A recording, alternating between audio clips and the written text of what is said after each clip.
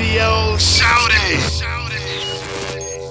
I look at it though, y'all boys had world domination on the radio. Then y'all went into the music industry and had world domination again, man. Right. I mean, so now y'all on a damn winning streak. What was that winning streak like? And was there any hiccups in the road on that path to greatness that you care to share? It definitely was hiccups. It was a lot of, you know what I'm saying? It just was stuff that happens among friends that go into business together. I guess that's the best way to be able to say it. Because, you know, by Chris being the boss, the head honcho, as well as an artist as well, other artists that's in Fuse really kind of don't understand why they're not getting that same look or the same thing. But what artists don't really understand, there's like a positioning and a setup and there's a timing that happens. And you can want your time to happen as much as you want it to. But in all actuality, if you do something and you don't do it at the proper time, you'll fall short. And we learned that. You know, there was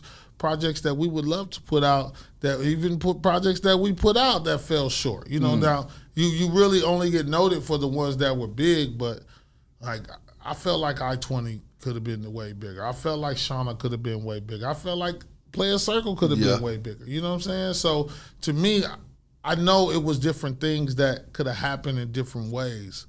But because of just the setup and the way things work through Def Jam, and it's only so much in how things can do. You know what I'm saying? What was that like transitioning from radio to records for you?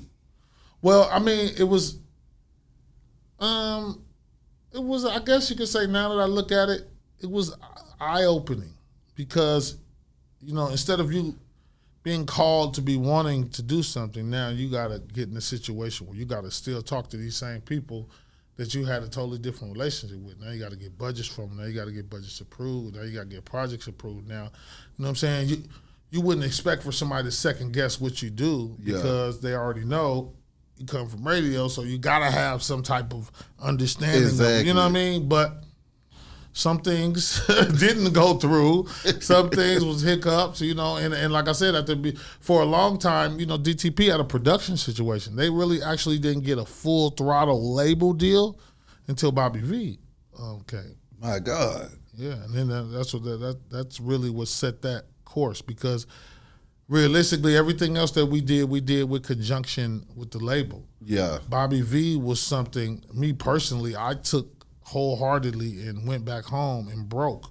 You know what I'm saying? From conception of the record, ideas, going to get the producers, moving Bobby, signing Bobby, you know what I'm saying? Yeah. Going to a Radio 1 station in Los Angeles and asking Mary Catherine to help me out, you know what I'm saying? So all these different things came out because I really wanted this to happen. Mm-hmm. You know what I'm saying? Mm-hmm. So it happened.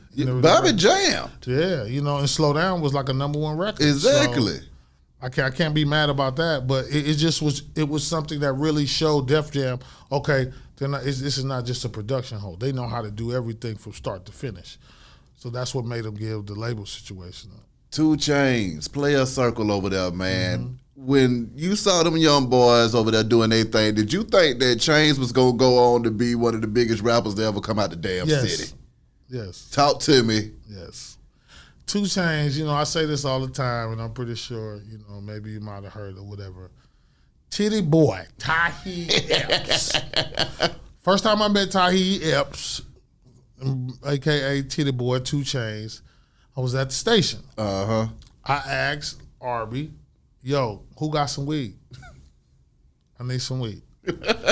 He said, man, let me see who got some weed. I said, man, I need some weed. I'm from L.A., Arby. You know what I'm saying? So he was like, man, okay, cool. So he called Titty Boy up. He hit up Chick. Chick came and pulled up, I want to say was it a Cadillac? Either Cadillac or Expedition, something cool, whatever. He might have still been at North Clayton or something like that. But he came, pulled up, and he gave me some weed. Mm-hmm. It was garbage. It was trash. So he was like, I was like, what is this? And he was like, man, you said you wanted some weed. I was like, this ain't, I'm from LA. You know what I'm saying? He was like, oh. You want, you know what I'm saying? You want that dro or whatever he had said or whatever. I was like, yeah. And so he was like, I got to call my mama for that. So I'm thinking like maybe his mama got the plug, or maybe his mama knows somebody. No, nigga. Facts. We went right to the apartments. That's not even there no more. The apartments right over there where off Highway 85 where the actual runway is now. But it was some apartments right off Highway 85. They stayed in. Came over there. Walked in the door. Seen his mama. Told her what I wanted, and she went and got it. And I said, well, damn. So right then at that point lets me know, even me coming from LA, seeing everything I done seen, been through, whatever, this was something real. Like, this ain't no joke. This ain't no, you know what I'm saying? This ain't no game. Exactly. This is the real right here. Exactly. So from that point right on, that lets me, that kind of gave me validation of, you know, that family and who it was.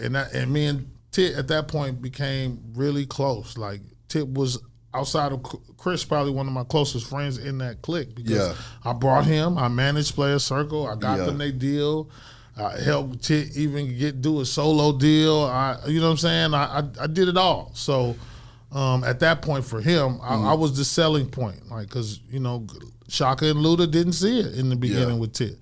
But Chainz has a spirit that's undeniable. And the crazy thing about it, him and Chris have the same spirit. And the reason they have the same spirit is because they're born a day apart on the same year.